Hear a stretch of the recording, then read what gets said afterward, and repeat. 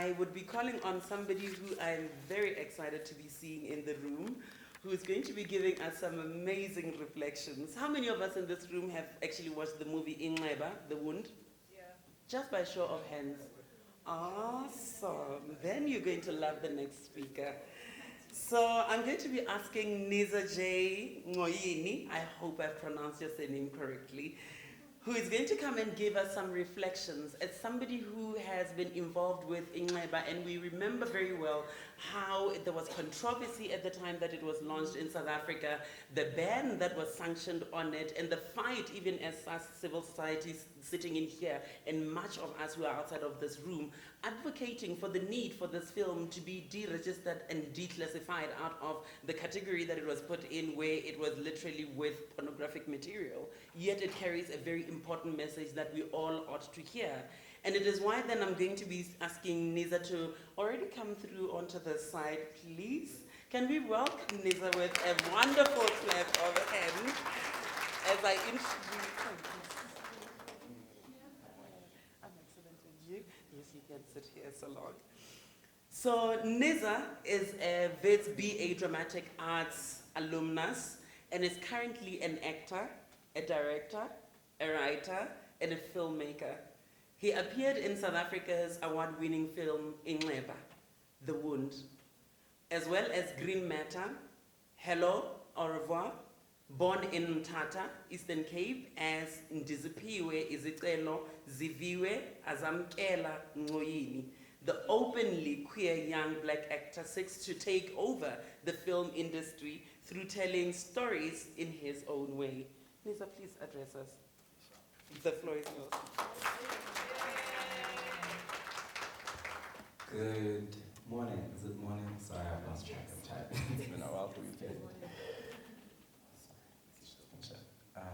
Trust you're all well. Just want to extend my greetings to His Excellency, President Mthatha, honored guests. Hey, Dr. T, I see you. And everyone else who's here. Thank you for convening here, and thank you for inviting me to come and speak here. I'm just going to be speaking about something very simple today. I think the conversation and the session that we're having really digs into very complex issues, but out of all of that, I just want to highlight something very simple. I'd like to talk about time today. So it's like 10 now? Is it 10, 15? Yeah. So 24 hours ago, I had no idea that I'd be standing here speaking to all of you guys, right? But within that 24 hours, here I am delivering what I'm delivering. And I would like to just highlight the importance of 24 hours, the importance of one day, the importance of 1 minute, the importance of 1 second in the life of a human being. Now, if you think about it, 24 hours for someone to live with the threat of criminalization of their lives for anything that they do is 1 day too long.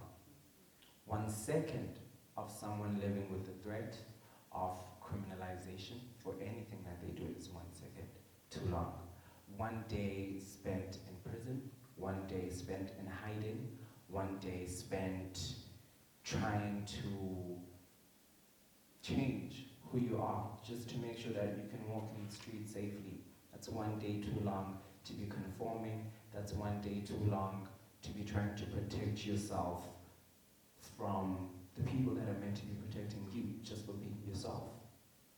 Now, the reason why I'm highlighting this is because within 24 hours, I went from being just another black gay boy from Mthatha, and now I can stand and say I have been in the same room as His Excellency President Mthatha in 24. That's the power of 24 hours.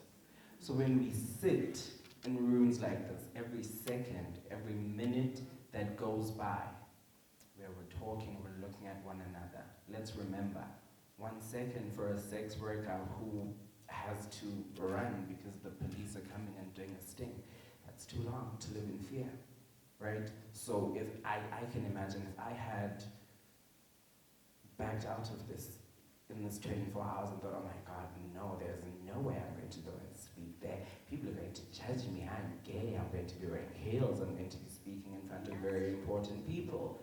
Where would I be? What would my story be? So let's bear in mind the little time that everyone is given, because that's what criminalization does. Criminalization threatens the time that we all should have, regardless of who we are, regardless of what we do, regardless of what we look like, regardless of who we love, regardless of the work that we do. That's what the threat of criminalization does, and the consequence of criminalization. Time. Time is important. 24 hours, once again, I can make my dreams come true in 24 hours. In 24 hours, someone can change the circumstance of their family. In 24 hours, someone can change generational narratives from their family, from their community, the various communities that they represent, because I stand here not only as part of the LGBTQI+ community, I stand here as an artist, right? And to a certain extent, wanting to be a powerful vocal artist who speaks the truth and who is honest about the conditions that we work in, that is criminalized. We just had a media storm about an actress who came forward and spoke about what people wanted to give her for her time. And she was criminalized for that. She went out on all news outlets and said she does not think she will ever find a job again for speaking out, for doing what felt right to her. Right? So in 24 hours that she went from no tweet, no open letter to the minister, to an open letter to the minister, her life changed. So when we sit here, when we look at one another, when we meet people in the street, time, 1 second, 1 minute, 1 day, is all it takes to change someone's life. Now I can walk out of here in my heels from rage and say, let me tell you something, honey. Mthatha knows my name. He has seen me. Because everything that I do, everything that I do, I think about myself 20 years ago as a 4-year-old, knowing very well who I was, knowing what my identity was, knowing who I was going to be in life, but surrounded by so much resistance and so many people telling me you will never be successful, you will never be anything, you will never come out of Mthatha. I stand here to say, in 24 hours, I'm gone from being Imofi Emnyama Mthatha. Look at me now. Thank you.